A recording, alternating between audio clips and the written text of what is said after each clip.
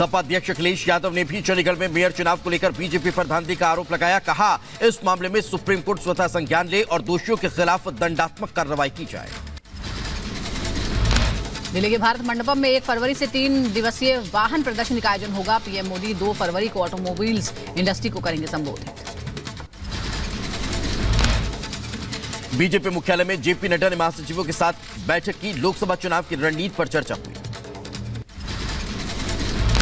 दिल्ली में बीजेपी मुख्यालय में लोकसभा चुनाव को लेकर बैठक हुई। जेपी नड्डा की अगुवाई में समन्वय समिति में चुनावी रणनीति पर चर्चा की गई। लोकसभा चुनाव से पहले इंडी गठबंधन में बड़ी फूट। सपा अध्यक्ष अखिलेश यादव ने सीट बंटवारे से पहले यूपी में 16 सीटों पर उम्मीदवारों का किया ऐलान। मैनपुरी से डिंपल यादव लड़ेंगी चुनाव। यूपी में सपा प्रत्याशियों के ऐलान पर बोले कांग्रेस प्रभारी अविनाश पांडे। अखिलेश ने एक तरफा लिस्ट की है जारी, वही जवाब दें तो अच्छा रहेगा। उत्तर प्रदेश में 16 लोकसभा सीटों पर उम्मीदवारों के ऐलान पर बोले सपा नेता जुकी सिंह। कांग्रेस से 11 सीटों पर बात चल रही है और जल्द ही एक पूरा खाका जनता के पास आएगा। अखिलेश यादव के 16 लोकसभा उम्मीदवारों पर बोले बीजेपी नेता राकेश त्रिपाठी। सपा के लिस्ट से है लगता अब यूपी में कोई अलायंस नहीं है।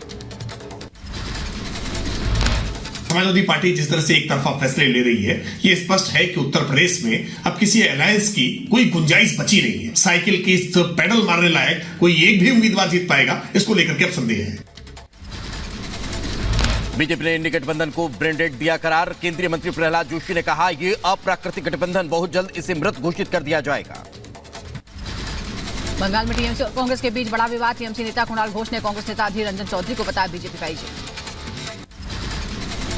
अधीर रंजन चौधरी पर टीएमसी के मंत्री शशि पांचा का बड़ा बयान। कहा, केंद्र में बीजेपी से लड़ते हैं अधीर, बंगाल में टीएमसी से लड़ते हैं, वो बीजेपी के खिलाफ कुछ नहीं बोलते। बिहार में नीतीश कुमार की नई सरकार 10 फरवरी को हासिल करेगी विश्वास मत। नीतीश ने आरजेडी से अलग होकर एनडीए के साथ बनाई है सरकार।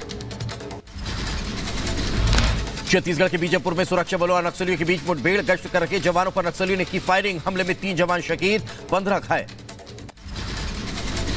बीजापुर में नक्सली हमले के पर बोले बस्तर के आईजी पी सुंदरराज। कैंप स्थापित के दौरान हमला हुआ, हमारे जवानों ने काफी बहादुरी से मुकाबला किया। कम से कम 6 कैडर मारा जाने का हमारे पास अभी विजुअल्स प्राप्त हुई है। साथ साथ इस घटना के दौरान हमारा जो 3 जवान हैं, उनमें से 2 कोबरा 201 बैटलियन का और एक सीआरपीएफ 150 वाहिनी का 3 जवानों का शहादत हुई है। उन्होंने काफ़ी बहादुरी से इस मुठभेड़ में लड़ाई लड़ा। छत्तीसगढ़ के नक्सली हमले में शहीदों को मुख्यमंत्री विष्णुदेव साय ने दी श्रद्धांजलि। साथ ही प्रशासन को घायल जवानों के समुचित इलाज के निर्देश दिए। दिल्ली के सीएम अरविंद केजरीवाल ने बीजापुर में शहीद जवान को श्रद्धांजलि अर्पित की। सोशल मीडिया पर लिखा, इस कठिन समय में हम सभी पीड़ित परिजनों के साथ हैं। छत्तीसगढ़ में नक्सली हमले पर डीजीपी अशोक जुनेजा का बयान आया सामने। कहा, घायल जवानों को अस्पताल में भर्ती करवाया गया। कैंप के जरिए स्थानीय लोगों को दी जा रही सुविधाएं। कैंप स्थापित करते समय नक्सलियों की तरफ से फायर हुआ। हमारे जवानों ने काफ़ी बहादुरी से लड़ा उसको। नक्सलियों को खदेड़ा, नक्सलियों को काफ़ी हानि भी हुई है। उसके बारे में कुछ दिनों में पता चल जाएगा।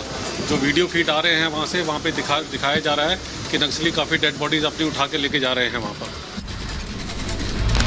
नक्सली हमले में घायल जवानों से मिले सीएम विष्णुदेव साय। अस्पताल में जवानों का हाल जाना। राष्ट्रपिता महात्मा गांधी की पुण्यतिथि पर सर्वधर्म प्रार्थना सभा में शामिल हुए प्रधानमंत्री नरेंद्र मोदी। मौन रखकर बापू को श्रद्धांजलि दी। राजघाट पर महात्मा गांधी की पुण्यतिथि पर आयोजित कार्यक्रम में मौजूद बच्चों से भी मिले पीएम मोदी। प्रधानमंत्री ने बच्चों को अपना ऑटोग्राफ दिया। हिजाब विवाद पर राजस्थान के शिक्षा मंत्री मदन दिलावर का बड़ा बयान आया सामने। कहा, स्कूल में ड्रेस कोड ठीक होगा, सरकार होती है और उसे नियमों का पालन कराना आता है।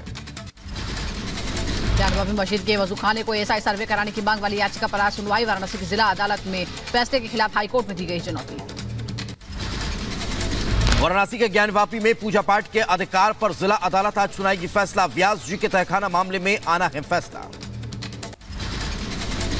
मनी लॉन्ड्रिंग मामले में जेल में बंद आप के सांसद संजय सिंह की जमानत पर आज दिल्ली हाईकोर्ट में सुनवाई। राउ जमीनी कोर्ट ने जमानत देने से किया था इनकार। छत्तीसगढ़ में लोकसभा चुनाव की तैयारियां तेज। रायपुर में बीजेपी के केंद्रीय चुनाव कार्यालय का मुख्यमंत्री विष्णुदेव साय ने उद्घाटन किया। राजस्थान के सीएम भजन लाल शर्मा ने किसानों को दी बड़ी सौगात, पीएम सम्मान निधि और सामाजिक सुरक्षा पेंशन बढ़ाई। भोपाल में नितिन गडकरी और मुख्यमंत्री मोहन यादव ने कई परियोजनाओं का उद्घाटन और शिलान्यास किया। केंद्रीय मंत्री ने जनसभा को भी संबोधित किया। उत्तराखंड के देहरादून में पिथौरागढ़ के लिए शुरू की गई हवाई सेवा, सीएम पुष्कर सिंह धामी ने फ्लाइट का उद्घाटन किया। अमृतसर में पंजाब सरकार के खिलाफ प्रदर्शन, बीजेपी महिला मोर्चा ने राज्य सरकार के खिलाफ जमकर नारेबाजी। केरल के एर्नाकुलम में राज्यपाल आरिफ का विरोध, एसएफआई कार्यकर्ताओं ने दिखाए काले झंडे। भुवनेश्वर में मुफ्त बस यात्रा को लेकर प्रदर्शन, राज्य सरकार से मांग को लेकर महिला और ट्रांसजेंडरों ने विरोध दर्ज कराया। यूपी के अंबेडकर नगर में भीमराव अंबेडकर की प्रतिमा खंडित करने को लेकर ग्रामीणों में गुस्सा, महिलाओं ने पुलिस पर किया पथराव। द्वारा यह भ्रम की स्थिति उत्पन्न कर दी गई थी कि वहां पर प्रतिमा के स्थापना को रोका जा रहा है।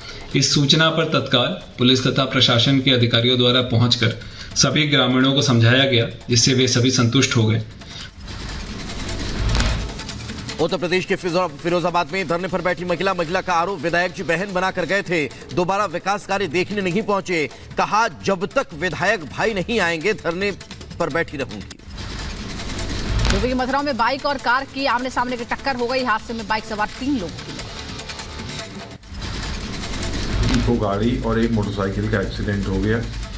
इसमें मोटरसाइकिल सवार तीनों व्यक्ति गंभीर रूप से घायल हो गए थे, जिनको कि बरसाना CSC भेजा गया था इलाज के लिए। उनमें से तीनों की मृत्यु हो गई। हरियाणा के फरीदाबाद में बल्लू पहलवान की गोली मारकर हत्या, हमलावरों ने 20 से 25 के करीब ताबड़तोड़ चलाई गोलियां। फरीदाबाद में गोलीबार की वारदात सीसीटीवी में कैद हुई है, गोली मारते हुए दिखे हमलावर, आरोपियों की तलाश में जुटी पुलिस। उत्तर प्रदेश के बरेली में कत्यारे को कोर्ट ने सुनाई मौत की सजा, शख्स ने गोली मारकर माता पिता को उतारा था मौत के घाट।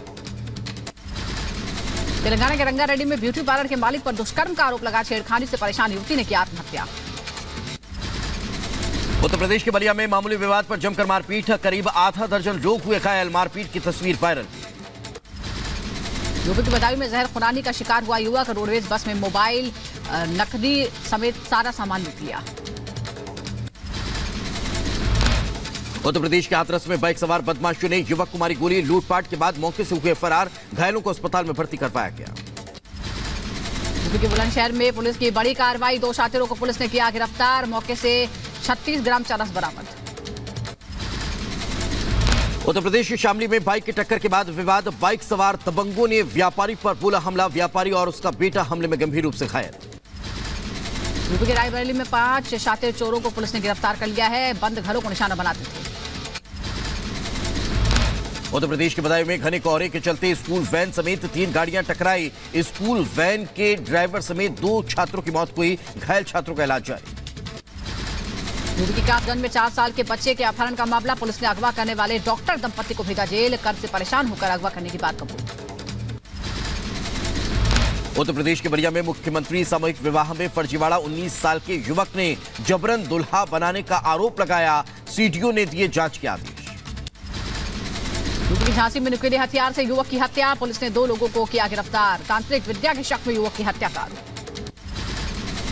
उत्तर प्रदेश के रामपुर में ज्वेलरी शॉप में चोरी के मामले में एक्शन हुआ, पुलिस ने 2 चोरों को गिरफ्तार किया, चोरी हुई 7 लाख की ज्वेलरी बरामद हुई।